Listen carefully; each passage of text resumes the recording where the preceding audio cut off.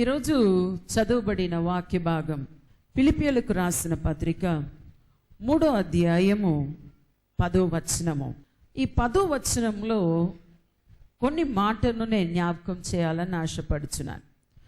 తెలుగులో ఈ రీతిగా ఉంది: ఆయన పునరుద్ధాన బలమును ఎరుగు నిమిత్తమును, ఆయన శ్రమలో పాలివాడగుట ఎట్టిదో ఎరుగు నిమిత్తమును సమస్తమును నష్టపరుచుకొని వాటిని పెంటతో సమానముగా ఎంచుకొనుచున్నాను.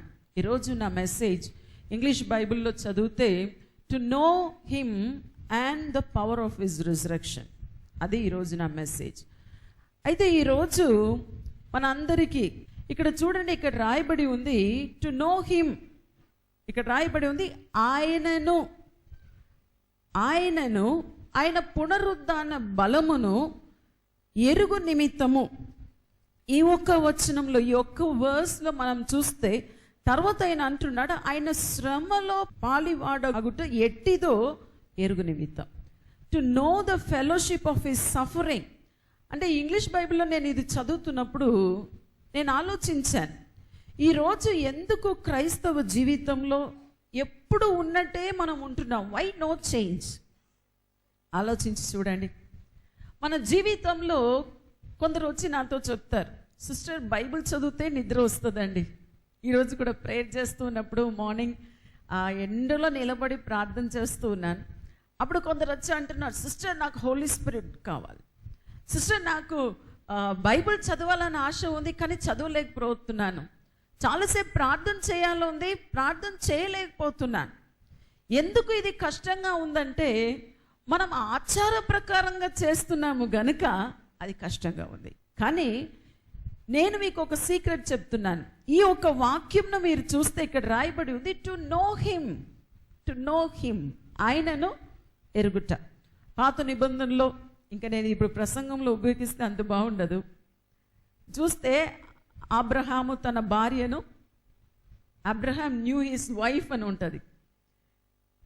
ఇప్పుడు చూడండి, ఇది ఫెలోషిప్ అనడం, దేవుణ్ణి ఎరగడం అనేది ఏమిటి?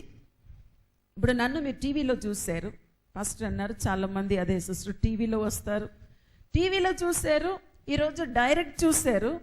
కానీ మీకు నా గురించి ఎంతో తెలుసు. ఒక ప్రీచర్గా సిస్టర్ వాక్య ఉపదేశం చేస్తారు, తమిళనాడు నుండి వచ్చారు, ఇంకా 5 రాష్ట్రాలు కనెక్షన్ ఉందండి నాకు.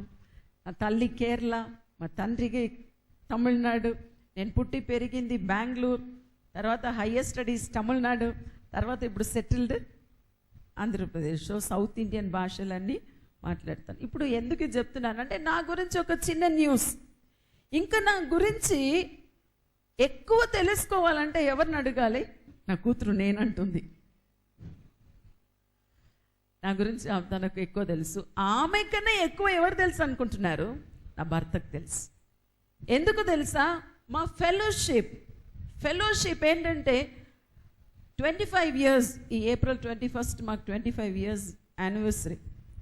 కొన్నిసార్లు కొందరు నాతో మాట్లాడుతుంటారు, ఇంకా కొందరు జీవితం మీరు చెప్పవచ్చు, సిస్టర్ పుట్టినప్పటి నుండి మేము క్రైస్తవులుగా ఉన్నాం. Doesn't matter. నేను ఇంకా తరతరాలుగా మా తాతయ్య బ్రిటిషర్స్ కాలం ముందు, తోమా కాలం నుండి చెప్తున్నారు, నాకు అది తెలియదు, కానీ ఆ రోజులో నుండి వారు క్రైస్తవులంట. రాజుల కాలము నుండి కేరళ రాష్ట్రంలో హతసాక్షిగా చనిపోయారు. అటువంటిప్పుడు చిన్నప్పటి నుండి మా చర్చ్లో సెకండ్ బెల్, మా ఊర్లో బెల్ అండి, ఆ రోజుల్లో bell, first bell, second bell, third bell. Second bell తర్వాత చర్చ్లో ప్రవేశించారు. పోతే సెకండ్ చర్చ్ బెల్కి పోవాలి. ఇదెందుకు చెప్తున్నానంటే ఆ రోజుల్లో ఎవరైనా మారు మనసు గురించి, పశ్చాత్తాపం గురించి బైబిల్లో నుండి మాట్లాడితే, నేనేం పాపం చేశాను, నేను దొంగతనం చేయలేదు, హత్య చేయలేదు, ఉపచారం చేయలేదు, ఇట్లా లైన్గా ఇవన్నీ నేను చేయలేదు. సో మనం అనుకుంటాం బీయింగ్ ఏ క్రిస్టియన్, ఒకవేళ మీరు తరతరాలుగా ఈ క్రైస్తవ కుటుంబంలో జన్మించేంత మాత్రము that doesn't mean you know God. ఏంటండి, అది ఏ గ్యారంటీ లేదు. నేను కూడా అలాగే చెప్పుకుంటూ వచ్చాను. కానీ ఎప్పుడు నాకు వివాహం జరిగిందో నా కుటుంబ జీవితం పెళ్ళైన రోజు బద్దులైందండి. చేతబడిలో ఆ రోజే పిచ్చిగా, 3వ రోజు పిచ్చిగా మారిపోయాను. తర్వాత చాలా జరిగింది నా లైఫ్లో. పెళ్ళై 2 months తర్వాత నేను వరంగల్ వచ్చాను. వరంగల్ వచ్చిన తర్వాత నాకు వచ్చిన శ్రమలో నేను దేవుని వెతకడం ప్రారంభించాను. కానీ నా లైఫ్లో ఎప్పుడు టర్నింగ్ పాయింట్ అంటే 91వ సంవత్సరం పరిశుద్ధాత్మతో నింపబడిన తర్వాత. హల్లెలూయా. ఆ రోజుకు అంతకు ముందు నేను చేసిన బైబిల్ స్టడీకి తేడా ఏం తెలుసా? నేను 7th అడ్వెంటిస్ట్ స్కూల్లో చదివాను. మేము 9th 10th చదివినప్పుడే రెవల్యూషన్, ప్రకటన గ్రంథం, దానియేలు గ్రంథం అంత లోతుగా మర్మాలు చదివినాం. బైబిల్లో నాకు అంత ఖచ్చితంగా అవన్నీ తెలుసు. 7 kingdoms, 10 kingdoms ఏమిటి, దేవుని రాకడ, అది ఇది అన్నీ చదివినాం. అప్పుడు చదివాను ఎందుకు తెలుసా? నాకు 100% మార్క్ కావాలని చదివాను. మన క్రైస్తవ జీవితము ఎందుకు బోరింగ్గా ఉంది, ఎందుకు గొడవలు, ఎందుకు సమస్యలు, ఎందుకు మనకు సమాధానం లేదంటే we don't know God but we know about God. తేడా ఏం తెలుసా? దేవుడు ఎవరో మనకు తెలియదు, కానీ దేవుని గూర్చి మనకు తెలుసు. సో బైబిల్ నాలెడ్జ్ మనకుంది, కానీ నిజంగా పౌలు అంటున్నాడు టు నో హిమ్. ఆ వచనం చెప్పడానికి ముందు మీరు చూడండి, 9వ వచనం నుండి మనం చదవడం ప్రారంభించినాం. ఆ 9వ వచనం నుండి ఆయన ఎలా ప్రారంభిస్తున్నాడంటే, ధర్మశాస్త్ర మూలమైన నీతి కాక చట్ట ప్రకారముగా, అంటే అక్కడ రాయబడి ఉంది ధర్మశాస్త్ర ప్రకారమైన నీతి. ఈరోజు యేసు వచ్చి జన్మించి మరణించి మరణం నుండి లేచి 2000 సంవత్సరం కన్నా ఎక్కువైపోయిందండి. కానీ ఇంకా మన క్రైస్తవులు ఎలా జీవించుచున్నామంటే, ఇప్పుడు పౌలు అంటున్నాడు, ఏమంటున్నాడు? క్రీస్తునందుల విశ్వాసము మూలైన నీతి అనగా విశ్వాసమును బట్టి దేవుడు అనుగ్రహించు నీతి గలవాన్నై ఆయన అందున అగపడు నిమిత్తం, ఆయన యందు అగపడు నిమిత్తం. ఇప్పుడు మీరు దేవుని అందు మీరు అగపడాలా, లేదా ధర్మశాస్త్రమును పాటించడం? ఇప్పుడు చాలా వరకు నేను 2 మాటలో చెప్తాను, new testament and old testament, పాత నిబంధన నూతన నిబంధన. దీనికి ఒక్కటే తేడా ఉంది, ఏం తెలుసా? ఇంగ్లీష్లో చెప్పాలంటే క్లుప్తంగా, ద ఓల్డ్ టెస్టమెంట్ అంతా కూడా do do do do do. ఏంటండి డూ? తమిళ్లో చెయ్యి అంటారు. చెయ్యి అంటే డూ, చెయ్యి అంటే ఈ చెయ్యి కాదండి, తమిళ్లో అంటే డూ అంటే దీనిని చెయ్యండి. రైట్, తెలుగులో కూడా చెయ్యే కదా. ఇది చెయ్యండి, ఇది చేస్తే బ్రతుకుతావు, ఇది చేస్తే ఆశీర్వదించబడతావు, ఇలా చేస్తే, ఇలా బలి చెల్లిస్తే నీ పాపము కడుగబడుతుంది, నువ్వు అది చెయ్యి, ఇది చెయ్యి, ఇది చెయ్యి. ఇది చెయ్యకపోతే, మొన్న ఎవరన్నారు, సిస్టర్ ఇన్ని ఆశీర్వాదం ఉంటే, మన ద్వితీయోపదేశ కాండం నా బైబిల్ పోర్షన్ చదువుతున్నప్పుడు ఎవరితోనూ డిస్కస్ చేస్తున్నప్పుడు అన్నారు, ఇవన్నీ చేస్తే ఎన్ని ఆశీర్వాదం, చేయకపోతే ఎన్ని శాపం, డబుల్కి ట్రిబుల్ శాపం. ఈరోజు శాపం గురించి భయపడతారా? ఆశీర్వాదం కావాలని. ఈరోజు ఎవరు ఆశీర్వాదం పొందడం లేదంటే పాత నిబంధన డూలో ఉన్నారు ఇంకా. కానీ యేసు సిలువలో పలికిన ఒక మాట ఏమిటండి? It's done. ఏంటండి? సమాప్తమైనది. It is finished, it is accomplished, it is done. So పాత నిబంధనకు కొత్త నిబంధనకు ఉన్న తేడా ఏమిటంటే, ఈయన పౌలు ఆ రోజు వరకు కూడా, ఎందుకు ఈరోజు పౌలు గురించి మాట్లాడుతున్నాం? శిష్యులు చూడండి, 3.5 సంవత్సరం ఆయనతో సంచరించినారు, but they did not know Christ. 3.5 సంవత్సరం అద్భుత కార్యం చూశారు, ఆశ్చర్య కార్యం చూశారు, ఆయన ఎటువంటి ప్రసంగాలు చేశారో చూశారు, కానీ వారు క్రీస్తును, యేసు క్రీస్తు, ఈ యేసు క్రీస్తు ఎవరనే టీచింగే దాదాపు 6 hours టీచింగ్ అండి. మన పాస్టర్స్ మీటింగ్లో 3 నెలలు మాట్లాడాను. మన యేసును క్రీస్తును కన్ఫ్యూజ్ చేసుకుంటున్నాం. క్రీస్తు అనేది ఇటర్నల్. ఇటర్నల్ అంటే ఏమిటండి? ఫ్రమ్ ద బిగినింగ్, ఈ భూమిని సృష్టించినది, ఆది యందు వాక్యం ఉండేను, క్రైస్ట్. కానీ యేసు ఎవరు? నేను డిఫరెన్షియేట్ చేస్తున్నాను, బాడీ అండ్ స్పిరిట్. యేసు పాత నిబంధనలో యేసు క్రీస్తుని ఎక్కడ రాయబడలే. యేసు ఇమ్మాన్యుయేల్ గురించి ప్రవచనం ఉంది, మెస్సియా గురించిన ప్రవచనం ఉంది, కానీ యేసు గురించిన ప్రవచనము లేదు. ఎందుకు తెలుసా? కన్య గర్భములో పుట్టిన ఆ శరీరమునకే యేసు అని పేరు ఇయ్యమని చెప్పారు. కానీ ద రెసిడెంట్, ఇప్పుడు నేను ప్రీతా జడ్సన్, మొన్న ఎవరు అడిగారు, సిస్టర్ స్త్రీలు ప్రసంగించవచ్చా? పాస్టర్ చెప్పారా ఎన్కరేజ్ లేడీస్ అని. నేను చెప్పాను, వాక్య పరిచర్య చేస్తున్నది మీరు ప్రసంగిస్తున్నప్పుడు మాట్లాడుతున్నది నేను కాదు, ఆత్మ అయిన దేవుడే మాట్లాడుతున్నాను. నేను అన్నాను, ఆత్మకు పురుష స్త్రీ అని భేదము లేదు. క్రీస్తునందు స్త్రీ అయినా పురుషులైనా ఒకటే. ఎందుకు? ఈ బాడీ కాదండి. నేను అన్నాను, మీకు అంత కష్టం ఉంటే కళ్ళు మూసుకొని శరీరంను చూడకండి, just listen the voice of God. అంటే ఇక్కడ మనం చూస్తున్నాము, శిష్యులు ఎవరు కూడా క్రీస్తు గురించి, యేసు గురించి వారు అర్థం చేసుకోలేదు. ఈయన వచ్చాడు, మేసియా ఏమో మనకు రాజ్యంని ఇస్తాడు. పౌలు కూడా మనం చూస్తున్నాం, సౌలుగా ఉంటున్నప్పుడు ఆయన ధర్మశాస్త్రం ప్రకారంగానే జీవించాలని అనుకున్నాడు. అందరినీ, యేసును అంగీకరించిన వారిని శరచాల్లో వేశారు. మనకు అందరికీ తెలుసు అపోస్తుల కార్యం 9వ అధ్యాయంలో ఏం జరిగిందని. సడన్గా ఒకరోజు ఒక ఎన్కౌంటర్ వచ్చింది. నా జీవితంలో 91వ సంవత్సరం జరిగినట్లు దేవునితో ఆ వెలుగును ఆయన దర్శించాడు. అప్పటి నుండి యేసు క్రీస్తు నిజమైన దేవుడని ప్రకటించడం ఆ రోజు ప్రారంభమైనది. అంటున్నాడు, ఇన్ని రోజులు ధర్మశాస్త్ర ప్రకారమైన నీతి గురిలో నేను జీవించాను. కానీ ఆయన అంటున్నాడు, అవన్నీ మురికి గుడ్డ. అవన్నీ ఏమిటండి?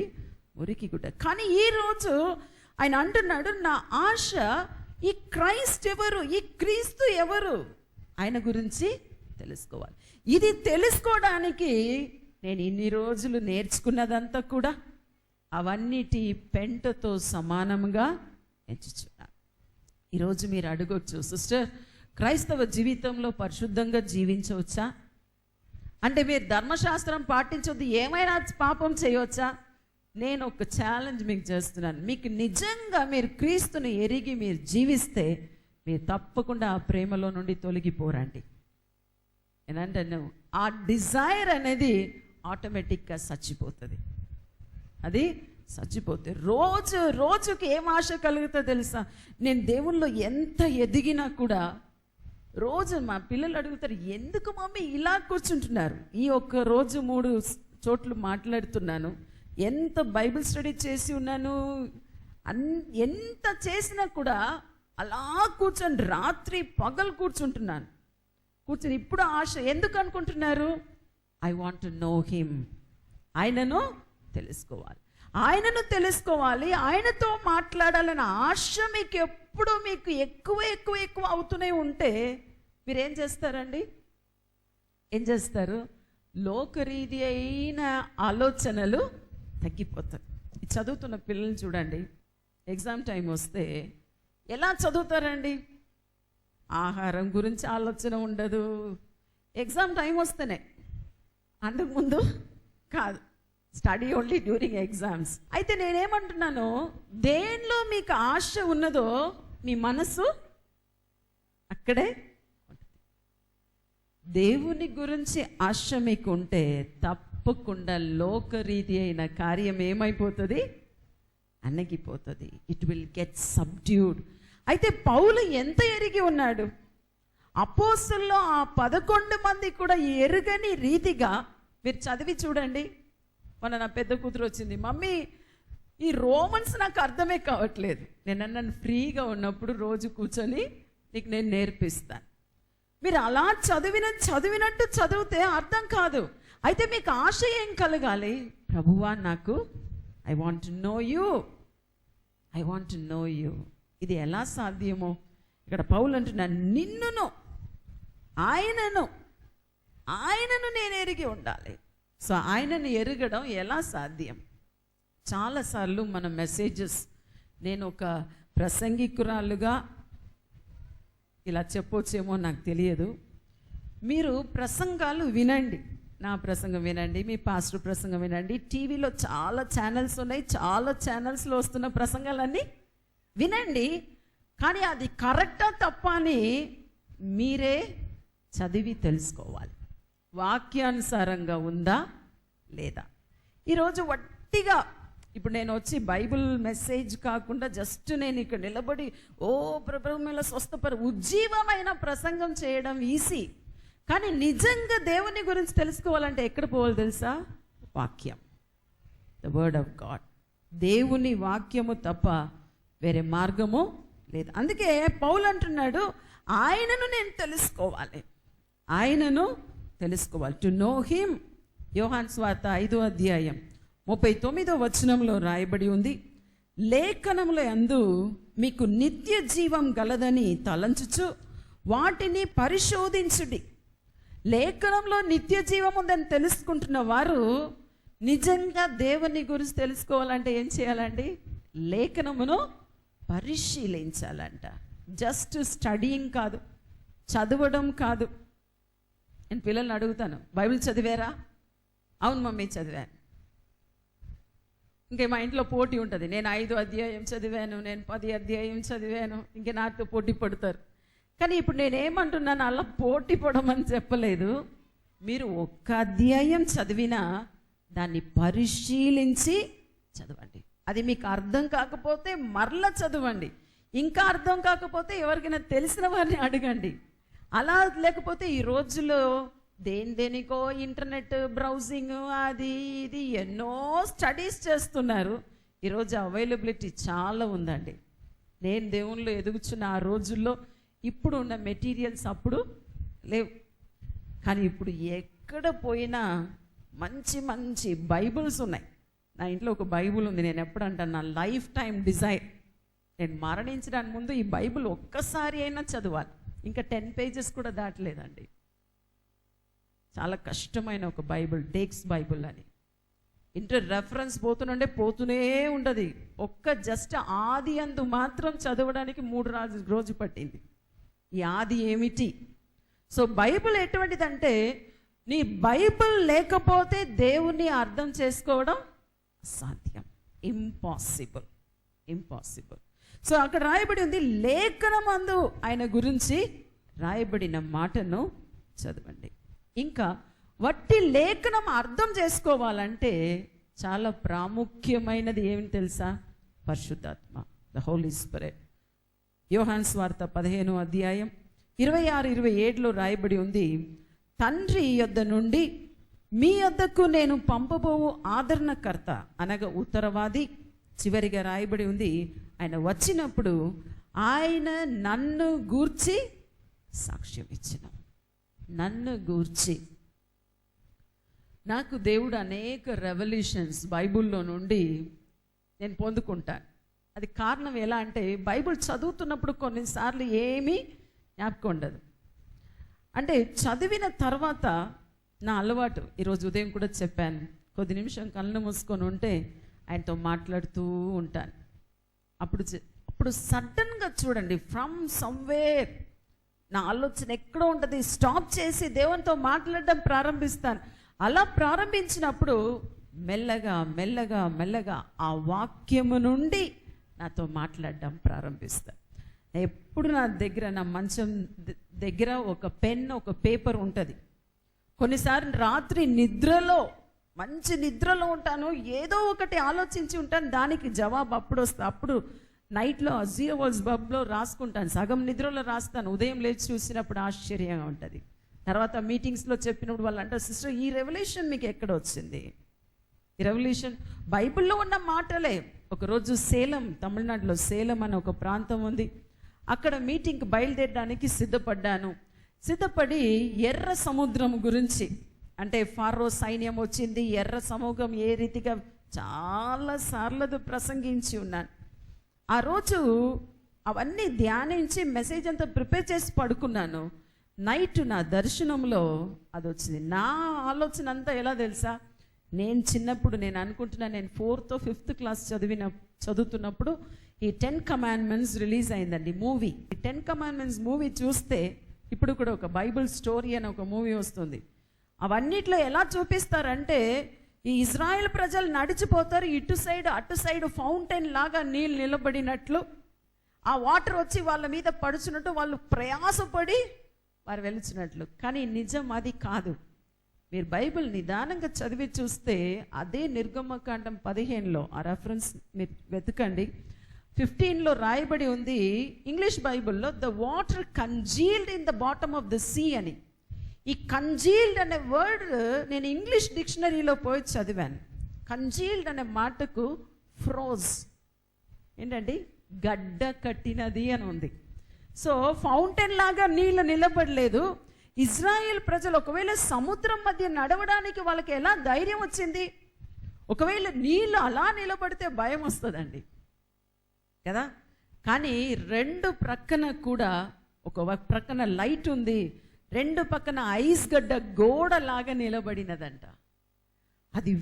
అది సడన్గా అది ఒక ఫ్లాష్ లాగా నాకు నైట్ వచ్చిన. అప్పుడే ఆ రోజు నైట్ నేను రాసుకున్న తర్వాత మెసేజ్లో అది ఎక్స్ప్లెయిన్ చేశాను బైబిల్ రెఫరెన్స్లో నుండి.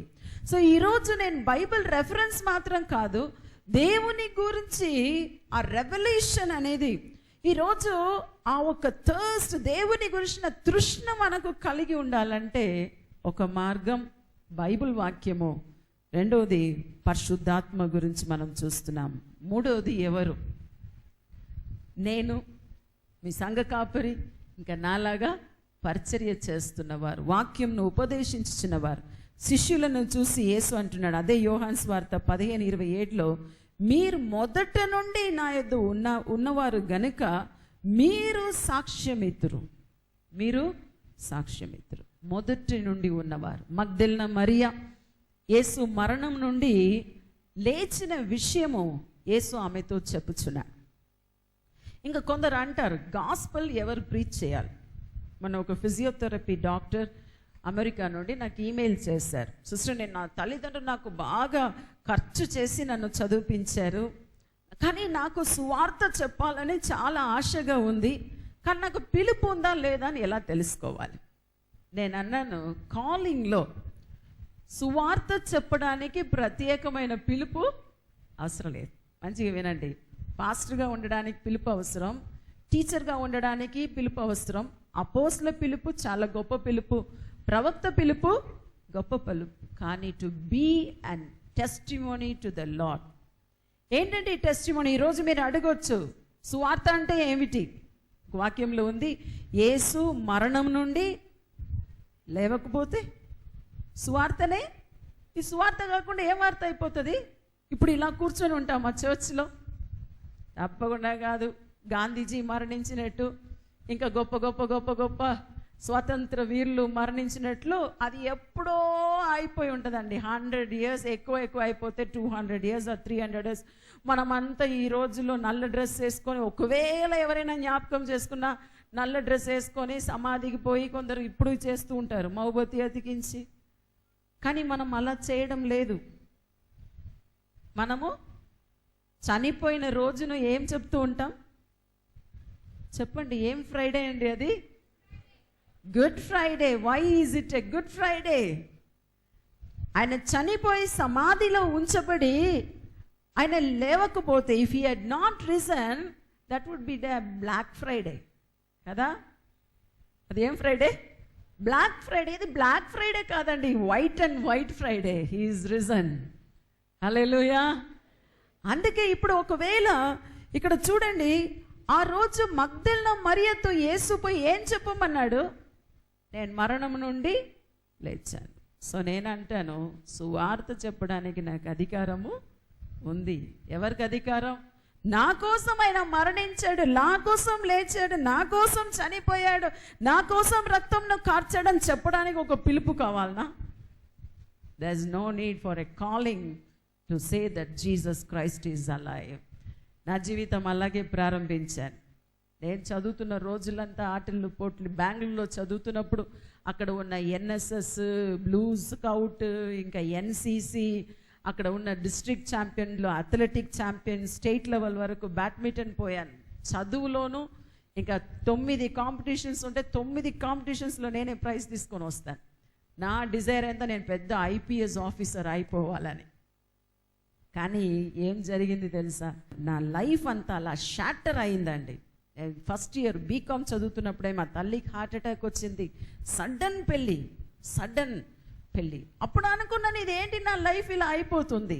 కాలేజ్ చదువుతున్నాను నేను, ఇవాంజలిన్ పాల్ దినగర్ అని 2 క్లాస్మేట్స్. ఆమెకు సెకండ్ ఇయర్ పెళ్ళయింది, నాకు ఫస్ట్ ఇయర్ అయిపోగానే పెళ్ళయింది. సో చూడండి, ఆ రీతిగా ట్రాజిడీ మీద ట్రాజిడీ నా లైఫ్లో నేను చాలాసార్లు అనుకుంటాను, నా లైఫ్లో మాత్రం ఎందుకు, అందరికి పెళ్ళి కాగానే మా మరిదికి బ్రదర్ తమ్ముడు, మాకు తర్వాత 2-3 years తర్వాత వెంటనే పిల్లలు, నాకు మాత్రం పిల్లలు చనిపోవడం, గర్భస్రావం, అబార్షన్స్, ఎప్పుడు చూసిన ప్రాబ్లమ్స్. Almost 8 years ఏడ్చానండి. 8 సంవత్సరం. ఎందుకు ప్రభువా నాకు మాత్రం ఈ ప్రాబ్లం? నేను ఏం తప్పు చేశాను?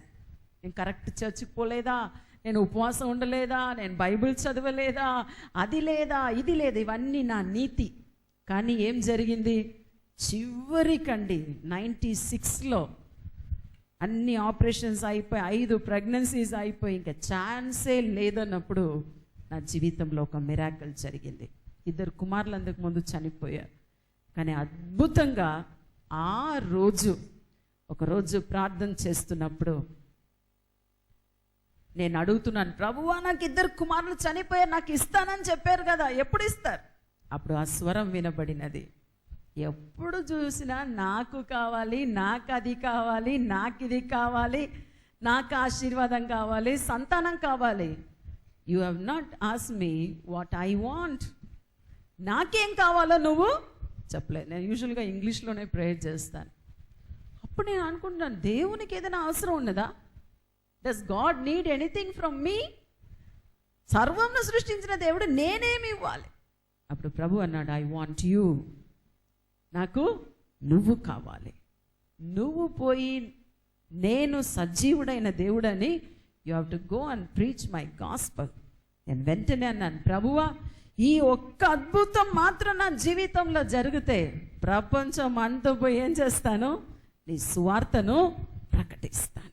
అప్పుడు నాకు వయసు చాలా చిన్న వయసు. చాలా సువార్త ప్రకటించడం అంటే ఏమిటో నాకు తెలియదు. ధైర్యంగా చెప్పేశాను. కానీ అద్భుతం చూడండి, 8 సంవత్సరము ఉపద్రవములు ఆ రోజు తీరిందండి. హల్లెలూయా. ఒకవేళ ఇప్పుడు నేను యేసు గురించి చెప్పాను, ఒకవేళ ఆయన చనిపోయి మరణం నుండి ఆయన లేవకపోతే ఈరోజు పునరుద్ధాన దినము లేదు నా జీవితంలో. ఒకవేళ ఈరోజు ఈ యేసును ఒకవేళ సామాన్య ఒక హౌస్ వైఫ్గా, నాకు పిల్లలంటే చాలా ఇష్టం, మంచి హౌస్ వైఫ్గా ఉండాలని ఆశపడ్డాను. కానీ ఏం జరిగింది? దేవుడు నన్ను పిలిచాడు. But God has called me. నా సువార్త చెప్పు.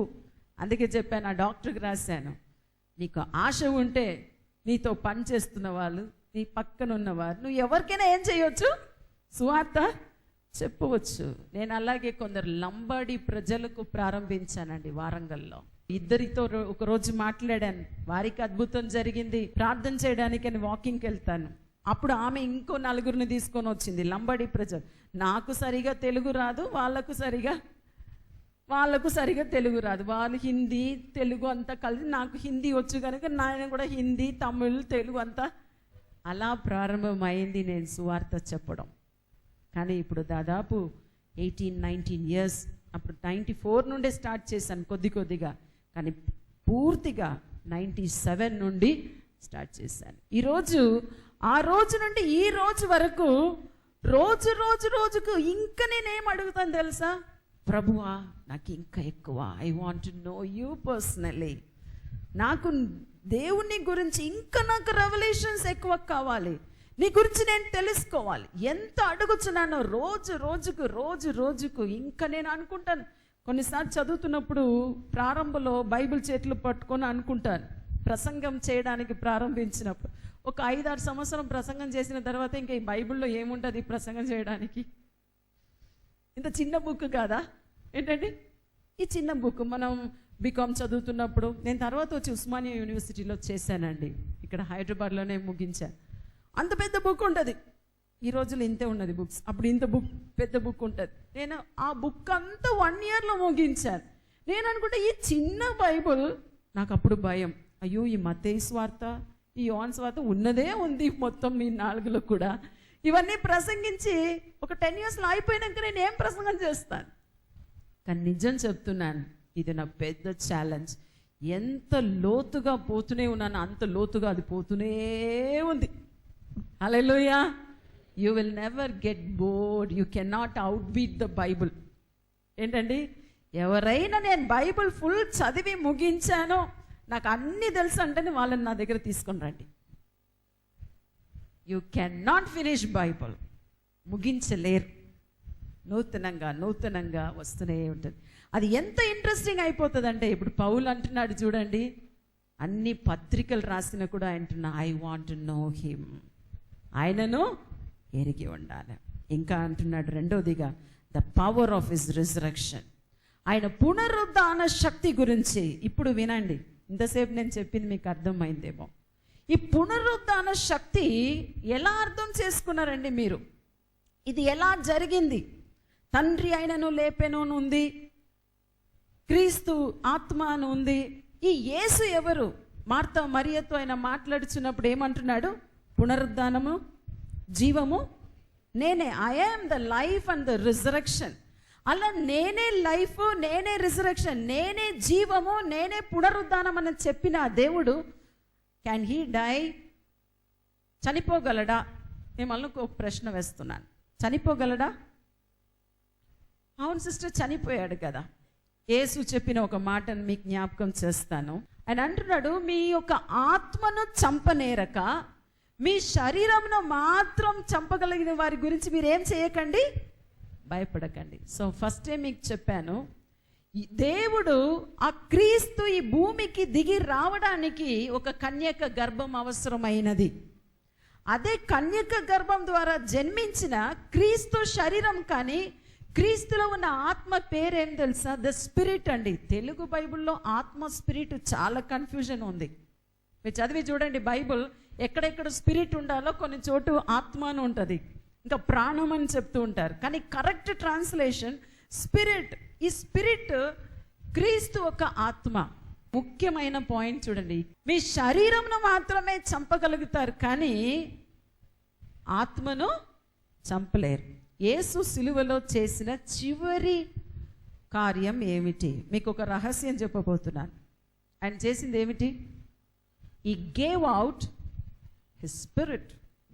పెద్దగా కేకలు వేసి, తండ్రి ఇదిగో ఆత్మ అని ఉంది, ఇంగ్లీష్లో స్పిరిట్ అని ఉంది, ఇంటూ యువర్ హ్యాండ్. దానికి ఇంగ్లీష్లో ఒక ట్రాన్స్లేషన్ ఎక్స్పెల్డ్ అని ఉంది. హీ ఎక్స్పైర్డ్ అని ఉంది. ఎక్స్పైర్, చనిపోవడం. దానికి అర్థం ఏం తెలుసా?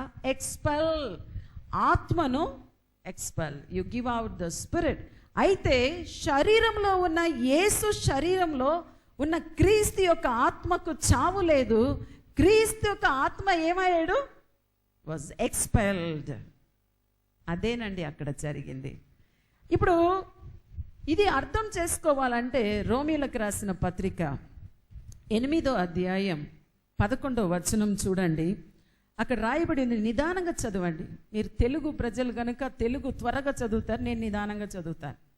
మృతుల్లో నుండి యేసును లేపిన వాని ఆత్మ మీలో నివసించిన ఎడల, మృతుల్లో నుండి క్రీస్తు యేసును లేపిన వాడు చావునకు లోనగు మీ శరీరమును కూడా మీలో నివసించుచున్న తన ఆత్మ ద్వారా జీవింపచేయను. ఇది కొద్దిగా కన్ఫ్యూజన్ అయినా ఇప్పుడు మీ పునరుద్ధానం గురించి అక్కడ రాయబడి ఉంది. మీకు పునరుద్ధానం జరగాలంటే క్రీస్తును యేసును మరణం నుండి లేపిన అదే ఆత్మ మీలో జీవించాలి. యోహాన్ స్వార్థ కొంచెం కష్టమైన భాగం అండి. యేసు అంటున్న మాట, నేను వెళ్ళిపోవుట మీకు మంచిది.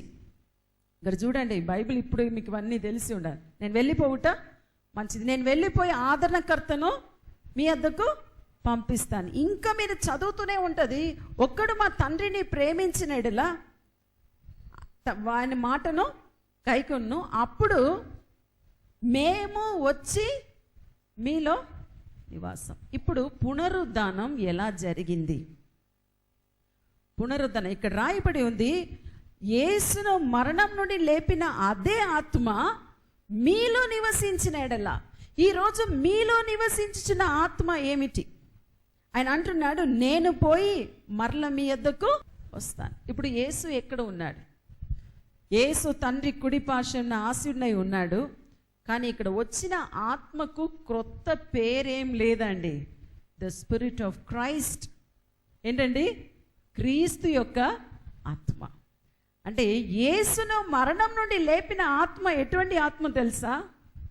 మరలా చెప్తున్నాను, యేసుక్రీస్తు కాదు, యేసును మరణం నుండి లేపిన ఆత్మ ఈయన అలా బ్రీత్డ్ అవుట్ అని ఉంది చూడండి. ఆయన ఆత్మ పాదాళంలో ఉంచబడలేదు. దానికి అర్థం ఏమిటి? మీరు పేతురులో చదివి చూస్తే, I think 1 Peter 2nd chapter అని, ఆయన పాదాళంలోనికి దిగి నోవా కాలంలో చనిపోయిన ఆత్మలు స్పిరిట్స్ అని ఉంది, మనుష్య ఆత్మ కాదండి. సో వాటికి ప్రసంగించను. యేసు శరీరము సమాధిలో ఉంది. శరీరం ఎక్కడ ఉందండి? సమాధిలో ఉంది. కానీ ఆయన స్పిరిట్, ఆయన ఆత్మ ఆ 3 రోజుల్లో ముగించవలసిన పనిని ముగించి ఆయనలో నివసించిన అదే ఆత్మ, ద స్పిరిట్ ఆఫ్ క్రైస్ట్, ఆ శరీరంలో ప్రవేశించినప్పుడు అది పునరుద్ధాన ఆత్మ అండి. హల్లెలూయా. బైబిల్ చదువుతున్న వారికి అర్థమై ఉంటుంది. అందుకే యేసుక్రీస్తు అంటున్నాడు, పునరుద్ధానమును జీవమును నేనే. ఎవరు నా ప్రాణమును, నా యొక్క ఆత్మను ఎవరు నాలో నుండి తీసివేయలే, నేనే పెడుచున్నా. I give it myself. అందుకే సిలువలో అందరూ అనుకుంటున్నాం మనం చంపేసినాం యేసును. Nobody can kill Christ. ఎవరు చంపలేరు. ఆయన సిలువలో పలికిన చివరి మాట, క్రైస్ట్ స్పిరిట్ బయలుదేరిన ఆయనలో నుండి ముగించవలసిన పని అంతా 3 రోజు ముగించి, ఆ స్పిరిట్ ఆఫ్ క్రైస్ట్ని తండ్రి దేవుడు మరల ఈ శరీరంలో ప్రవేశింపచేశాడు. అది పునరుద్ధాన ఆత్మ. ఇప్పుడు దేవుని కుడి పార్శ్వంలో పోయి కూర్చొని పరిశుద్ధాత్మని భూమికి పంపించాడు. ఆ పరిశుద్ధాత్మ పేరే క్రైస్ట్. మీరు తండ్రి ఆత్మ అని చెప్పవచ్చు, కుమార్ని ఆత్మ అని చెప్పవచ్చు, పరిశుద్ధాత్మ అని చెప్పవచ్చు. ఇప్పుడు ఆయన ఎక్కడ ఉన్నాడు? ఇప్పుడు మీకు చెప్తున్నాను, రక్షణ అనుభవంతో మాత్రం ఆగిపోకండి. పునరుద్ధానంలో యేసు రక్తం ఎంత విలువైనదంటే, మనము ఆయనను అంగీకరించినప్పుడు ఆయన బిడ్డలుగా మార్చబడుచున్నాం. కానీ అదే ఇక్కడ రాయబడి ఉంది, మృతుల్లో నుండి యేసును లేపిన వాని ఆత్మ మీలో నివసించిన ఎడల. ఎక్కడ నివసించాలి? నాలో నివసించాలి. నాలో నివసించినప్పుడు అక్కడ రాయబడి ఉంది, మృతుల్లో నుండి క్రీస్తు యేసును లేపినవాడు చావునకు లోనగు మీ శరీరమును కూడా మీలో నివసించిన ఆత్మ. అంటే క్రీస్తును, ఆయనలో నివసించిన క్రీస్తు ఆత్మ ద్వారా ఆయన లేపబడ్డాడు. మీలో కూడా యేసు క్రీస్తు యొక్క ఆత్మ మీలో నివసిస్తే పునరుద్ధానంలో ఏం జరుగుతుందో తెలుసా? మీలో నివసించిన ఆత్మను మరల దేవుడు మీ శరీరంలో పంపిస్తాడు. ఆ ఆత్మ ఏం ఆత్మ అండి? అదే పునరుద్ధాన ఆత్మ. సో నో హిమ్, ఆయనను తెలుసుకోండి. మీలో జీవించిన ఆత్మ. ఇప్పుడు కొన్ని మీటింగ్స్లో నేను ప్రేయర్ చేస్తానండి, చనిపోయిన అవయాలంతా సృష్టించబడుతుంది. చనిపోవడానికి మొన్న బెల్లారి అనే కర్ణాటకలో ఒక చోటు మీటింగ్కి వెళ్ళినాము. చివరి రోజు నేను ప్రేయర్ చేస్తూ ఉన్నప్పుడు ఆల్మోస్ట్ చనిపోయిందని చెప్పారు. ఇలా తీసుకొచ్చారు బాడీ, ఒక పాము తీసుకొని మీద వేసుకుంటే అలా ఉంది బాడీ, ఒక చీరలో చుట్టి తీసుకొచ్చారు. నేను అడిగాను ఇదేమిటని. సిస్టర్ లైఫ్ ఉందో ఏమో తెలియదు, ఫస్ట్ తీసుకొచ్చారు. మేము సిస్టర్ మెసేజ్ అయిపోయినాక ప్రార్థన చేస్తారన్నారు. నేను పోయి ఆమె చేయి పట్టుకొని కింద వేయండి అన్నాను. కింద వేసేసారు. అలా పడుకుని ఆమె చేయి పట్టుకొని get up in the name of Jesus అనగా నా చేయి పట్టుకొని ఆమె లేచి నిలబడినది. దీనికి కారణం ఏం తెలుసా? సిస్టర్ ప్రీతా జడ్సన్ కాదండి, నాకు ఇంతసేపు ఇంకా తలనొప్పి ఉంది, అందుకని నన్ను చూడకండి. కానీ నాలో నివసించుచున్న ఆత్మ, నాలో ఉన్న పరిశుద్ధాత్మ ఈజ్ ద రిజరక్షన్ స్పిరిట్. హల్లెలూయా. ఆ ఆత్మకు పేరు ద స్పిరిట్ ఆఫ్ క్రైస్ట్. తండ్రి యొక్క ఆత్మ అని చెప్పవచ్చు, నజరేయుడైన యేసుక్రీస్తు ఆత్మ అని చెప్పవచ్చు. కానీ నాలో జీవించుచున్న ఆ దేవుడు, అందుకే రాయబడి ఉంది, ఈ భూమిలో ఈ లోకంలో ఉన్న వాని కంటే మీలో ఉన్నవాడు ఎవరని తెలుసుకోండి. నాకు ధైర్యం ఎలా వస్తుందో తెలుసా? కొన్నిసార్లు లక్షల ప్రజల ముందు నిలబడతాను, అస్సలు భయం ఉండదు. హీలింగ్ ప్రేయర్ చేస్తున్నప్పుడు, అనాయింటింగ్ ప్రేయర్ చేస్తున్నప్పుడు కొన్నిసార్లు అలా స్వీపింగ్గా వస్తుంది అనాయింటింగ్. 2000, 3000, 4000 ప్రజలు అలా స్లెయిన్ అవుతారు. దానికి కారణం ఏం తెలుసా? The spirit. ఈ భూమిని సృష్టించడానికి కారణము, ఈ భూమి అంత ఆకారం లేకుండా ఉన్న ఆ భూమి మీద అల్లాడుచున్న ఆత్మ మనుషుల మీద దిగి వచ్చినప్పుడు మనుషులు ఏ పార్టీ వారు కదండి. We are not even a dot in the earth. మనము ఒకవేళ మీరు ఏరోప్లేన్లో పోతే కొంచెం మీరు దాటిపోతే కింద భూమిని చూడండి, మీరు దూరం పోతుంటే ఒక చిన్న బాల్ లాగానే కనపడుతుంది. ఈ సర్వమును సృష్టించిన ఇటువంటి భూమి లాంటి ఇంకా ఎన్నో ప్లానెట్స్ను సృష్టించిన దేవుడు ఆ భూమిలో మీరు ఎంత? హైదరాబాద్ మీద ఫ్లైట్ పోతుంది, పెద్ద పెద్ద పెద్ద భవనాలంతా కొంతసేపుకి చిన్న మ్యాచ్ బాక్స్ లాగా కనబడుతుంది, ఇంకా కొంతసేపు అయినాక చిన్న చుక్కలాగా కనబడుతుంది, ఇంకా పైకి 40,000 feet పోతే ఏమియో కనబడి. జస్ట్ ఇమాజిన్ ఆ చుక్కలో మీరు ఎంత పెద్ద చుక్క. నేను ఒకసారి ఆలోచించాను, లార్డ్, ఈ భూమిలో మీరు సృష్టించిన సర్వములో నేను ఎంత? Not even A dot. అందుకే రాయడు, మనుషులను, మనుష్య కుమారును మీరు ఎంచడానికి వారు ఏ పార్టీ. అది జ్ఞాపకం చేసుకో. అంత గొప్ప దేవుడు ఆ క్రైస్ట్ తన అన్నిటినీ విడిచిపెట్టి ఇవన్నిటికంటేనో, దూతల కంటేనో, పడిపోయిన దూతల కంటేనో, పడిపోయిన ఈ ఆదాము వంశమే నాకు కుమారులుగా కావాలని పరలోకమును విడిచిపెట్టి భూమికి వచ్చి మీకోసం, నా కోసం చనిపోయి ఇప్పుడు ఆయన సింహాసనంలోపై కూర్చున్నాడు. మరల తిరిగి వస్తాడు. He will come again. రాకడ గురించి ఎవరికైనా డౌట్ ఉంటే నేను మీకు చెప్తాను. నేను చూసి ఉన్నాను రాకడ ఎలా ఉంటుంది, ఆకాశం ఎలా తెరవబడుతుంది, ఏ రీతిగా నక్షత్రముల లాగా ఆ దూతలు దిగి వస్తారు. దానిలో నుండి ఒక స్వరం విన్నాను, ఐఎమ్ కమింగ్ సూన్. నేను త్వరగా వస్తున్నాను. అప్పుడు వరకు నేను రాకడ గురించి ప్రసంగించలేదండి. అది చూసిన రోజు 3 నెలలు పాస్టర్స్ మీటింగ్లో ప్రసంగించాను. His coming soon. రహస్య రాకడ ఉంది, రెండవ రాకడ ఉంది, తర్వాత 1000 సంవత్సరాల పరిపాలన ఉంది. ఇవన్నిట్లో మీరు పాలు పొందాలంటే ఆత్మను పొందుకోండి. కొన్ని డినామినేషన్ బ్యారియర్స్ ఉంటుందండి. మేము కొందరు బాప్టిస్ట్ చర్చెస్లో స్పిరిట్ లేదు, సిఎస్ఐ చర్చెస్లో స్పిరిట్ లేదు, పెంటకోస్ట్ చర్చెస్లోనే స్పిరిట్ ఉంది. నేను అంటాను, పెంటకోస్ట్ అనేది ఒక డినామినేషన్ కాదండి. పెంటకోస్ట్ అనేది 50వ దినం, 7 వారముల పస్కా, 7 into 7 49 days. ఆ 49 days ముగించిన విశ్రాంతి దినం తర్వాత వచ్చేది 50వ దినం, కృతజ్ఞత పండుగను ఆచరించే దినం. ఆ రోజు పరిశుద్ధాత్మ దిగి వచ్చాడు కనుక పెంటకోస్ట్ దినం అయింది. ఇప్పుడు పెంటకోస్ట్ అనేది సంఘం అయిపోయింది. ఒకరోజు ఇట్లాంటి బాప్టిస్ట్ కాన్ఫరెన్స్ వారంగల్లో జరిగింది. చాలామంది పాస్టర్మ్మలు వచ్చారండి, మొత్తం మన ఏపీ నుండి. ఆ రోజు నన్ను పిలిచారు మాట్లాడడానికి. ఎవరికి తెలియదు నేను సిఎస్ఐ చర్చ్ అని. ఇప్పుడు మీకు చెప్తున్నాను.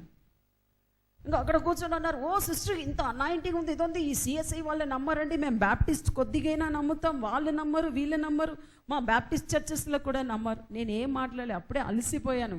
మార్నింగ్ సెషన్ అంతా మాట్లాడి అన్నీ అయిపోయి భోజనం అంతా అయిపోయాక మెల్లగా నన్ను అడిగారు, సిస్టర్ మీరు గొలుసుని వేసుకున్నారు, మీరు పెంటకోస్ట్ కాదు కానీ మీరు బాప్టిస్టా అన్నారు.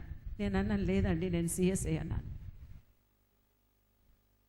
నాకు చర్చ్ బ్యారియర్స్ లేదండి. యేసు క్రీస్తు, నా కూతురు అడిగింది, మమ్మీ నేను ఇక్కడ వచ్చి రాబోజనంలో పాలు పొందొచ్చా? నేనన్నా, యేసుక్రీస్తు బాప్టిస్ట్ కానీ, సిఎస్ఐ కానీ, పెంటకోస్ట్ కానీ సపరేట్గా రక్తమే. రొట్టె నా అక్కడ కూర్చొని నా చేతిలో, నిజంగా చెప్తున్నాను, ఆ రొట్టె ముక్కను తీసుకున్న కూతురుకు నా చేయి చూపించాను.